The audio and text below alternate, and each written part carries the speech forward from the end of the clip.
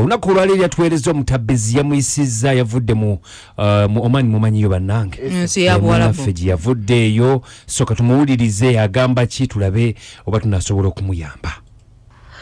Mwami Kadima mwebale kuweereza amanya yenze Shifa okuva eno Oman.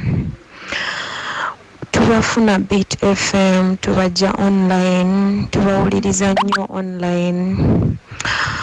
Mwami Kadima nina obuzibu. Munnange najja okukola eno Oman mu kiyumba. Mukama wange yansaba muwenga akaboozi ak'ekintu ekikulu. Muwenga akaboozi buli waayagalidde.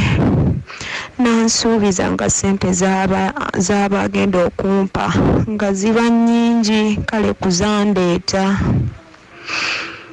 Mazima nenzikiriza mu bulumi bungi nnyo nenzikiriza. Bwe nakkiriza Mwami Kadima munnange ng'abeerangawo nga nkozesa. Kakati ekiseera kyatuuse nga mazima ga Katonda kisusse nga kati ankozesa nga nkwata.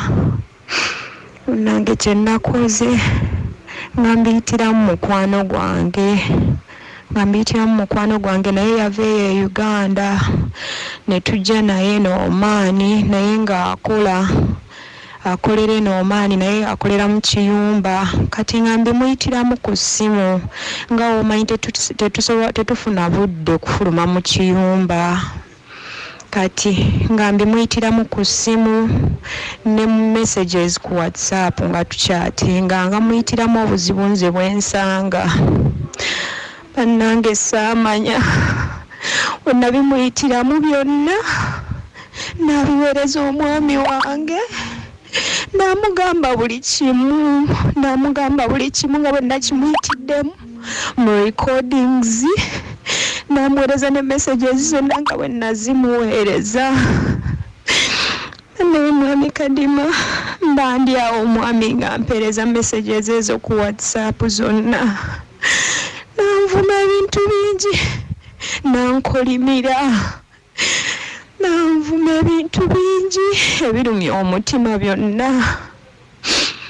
Kati wali yange eri nti nkozeyo obusente bwe nkoze kyokka mbadde nsigazaayo omwezi gumu contract yange eggweeko nkomewo e Uganda ate nga akasente ke mbadde nkoze kaba kamala okutandikawo bizinensi ennungi n'eyimirira. Naye Mwami Kadima saagala fiirwa bufumbo bwange. Omwami wange tulina abaana nga njagala nkomewo tukuze abaana. Obufumbo bwange saagala bufiirwa, njagala nkomewo mu bufumbo bwange. Mwami Kadima neeraliikiridde simanyi mwami wensobola namufeesinga. Naye nsaba munnyambe omwami wange mwogere naye. Ennamba y'essimu ngitaddemu mu message ze mbaweereza. Omwami bamuyita Kakembo. Nsaba oyogereko naye, nsaba munnyambe mukubire. Saagala fiirwa bufumbo bwange. Nja kusanyuka nnyo nga munnyambye. Neyanziza nnyo neyanzeege. Nsaba munnyambe. Embeera mugiwulidde. Namba okay jimpeereza.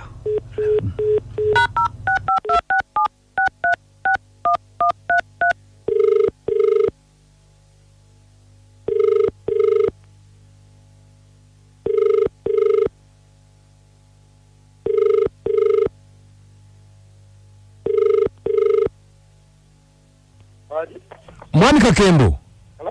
Mwami Kakembo. Wandiso. Je baliko muzeeyi. Kaleso. Ndogera ko nali onoba. Saba oli mugigenze kitaba mtabu kyebukoza Kadima namayanja ne kabogoza ku Beat FM ekintabuli ky'omuziki. Saba oli ku radio. Mubadde mugamba ki sebate. Wanji? Mubadde mugamba ki? Kakati. Mukyala we abadde atutumye gwe bayita Shifali Oman. Mumanyi. Saba Shifanga atukubidde tukuyagala kwetondera. sajja sawa kulira mbozi omukyala saagala kulira mbozi omukyala sooka ompuliriza nti sawa kulira mbozi agamba ki kaakati kyagamba ono yakuwa olugambo yalukuwa bubi ekituufu kiri nti kale yalina Omuwarabu yali anoonya ssente sajja sooka olindeko mundeka zaki naye anga mwegase ku mukyala wange mwegase ku omukyala mwagala kunkola ki wangi mwagala kunkola ki obuntu bwonna buwuliriza amaloboozi n'engawuliriza genyininyini gagage sebo wangi bwe yawolesanga mukwano gwe yamusindikiranga bamusindikiranga nembuwuliriza Muzayi Kakembo bu audio wabuwuliriza okitegeera naye omuntu ono yali anoonya ssente akome omubeere bulungi yiyizikane naawe era bulungi ng'agenda kundwaza nga musirika kukola era naddamu eri ate gwani agamba nti mulwadde yalwala kati gwegateaoze mbantegeera nti namusirika agenda kukola ssente tekitolaga na bawalabuuzi kati wabayegatadda kumbwa mbagenda kukola naye aye nawe musajja tomalako mirembe sebo mwami Kakembo njagala tuwuliziganye ensobi mu nsi zikolebwa bantu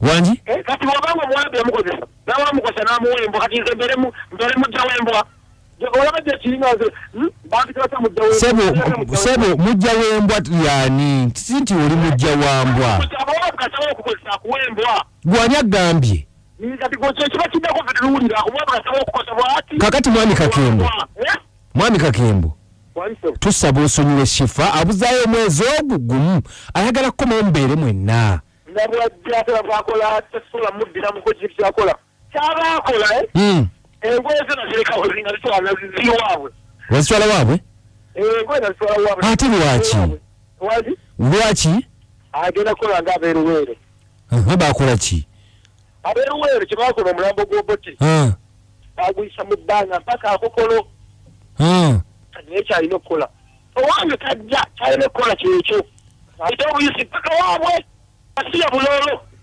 yiyizikane naawe era bulungi ng'agenda kundwaza nga musirika kukola era naddamu eri ate gwani agamba nti mulwadde yalwala kati gwegateaoze mbantegeera nti namusirika agenda kukola ssente tekitolaga na bawalabuuzi kati wabayegatadda kumbwa mbagenda kukola naye aye nawe musajja tomalako mirembe sebo mwami Kakembo njagala tuwuliziganye ensobi mu nsi zikolebwa bantu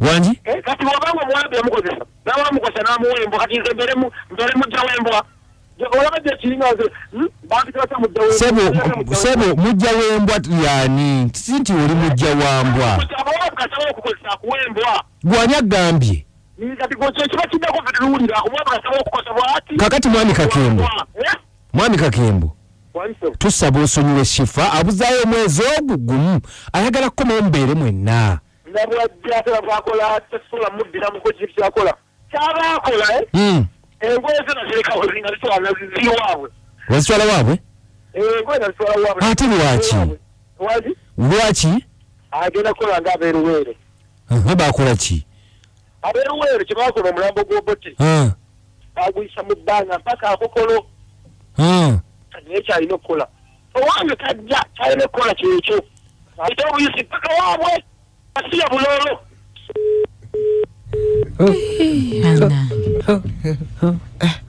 naye omusajja oyo yandisonyiyo omukazi ogudde mu mbirizi